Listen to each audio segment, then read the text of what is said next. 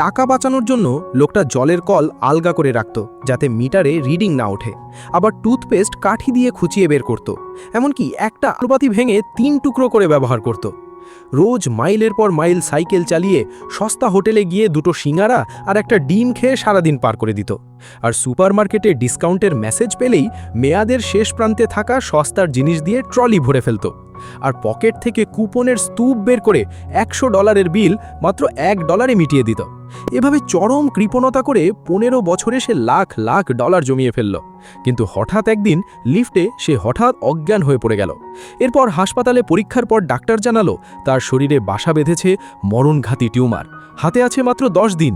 সে বিশ্বাস না করে অন্য হাসপাতালেও ছুটে গেল, কিন্তু রিপোর্ট একই। ডাক্তাররা সাফ জানিয়ে দিল তার সময় ফুরিয়ে আসছে। মৃত্যু যখন নিশ্চিত তখন জমানো টাকা রেখে লাভ কি? সে ব্যাংক থেকে সব সঞ্চয় তুলে বন্ধুদের নিয়ে শহরের সবচেয়ে দামি হোটেলে উঠল। $1000 দিয়ে স্পোর্টস কার ভাড়া করে সোজা গেল গেমিং আর্কেডে।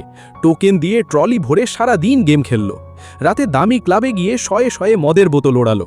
নিজেরা শেষ করতে না পেরে ক্লাবের স্টাফদেরও সাথে বসিয়ে দিল।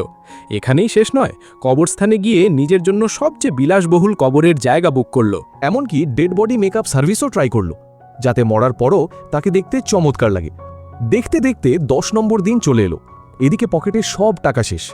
শূন্য হাতে এসে ঘরে ফিরল। খিদে সইতে না পেরে ঘরের কোণে পড়ে থাকা একটা পুরনো পচা হ্যামের টুকরো খেয়ে নিল। ব্যাস, সাথে সাথে মাথা ঘুরে মেঝেতে আছড়ে পড়ল। তার বন্ধুরা তাকে উদ্ধার করে আবার হাসপাতালে নিয়ে গেল। কিন্তু জ্ঞান ফিরতেই ডাক্তার হেসে বলল, একটা সুখবর আছে। আসলে আমাদের হাসপাতালের মেশিনে গোলমাল ছিল, আপনার কোনো টিউমারই হয়নি। এটা শুনে লোকটা যেন আকাশ থেকে পড়ল আর জিজ্ঞেস করল, তাহলে আমার এত বমি আর মাথা ঘুরানো কেন? ডাক্তার বলে যে ওই পচা মাংস খাওয়ার জন্য ফুড পয়জনিং হয়েছে। তা হঠাৎ অমন পচা খাবার খেতে গেলেন কেন? সবকিছু বোঝার পরে লোকটা একবারে বোবা হয়ে রইল। সে এখন বেঁচে তো আছে, কিন্তু তার জীবনের সমস্ত ধনদৌলত একেবারে শেষ। পরের পার্ট বা এইরকম ভিডিও দেখতে ফলো করতে ভুলো না।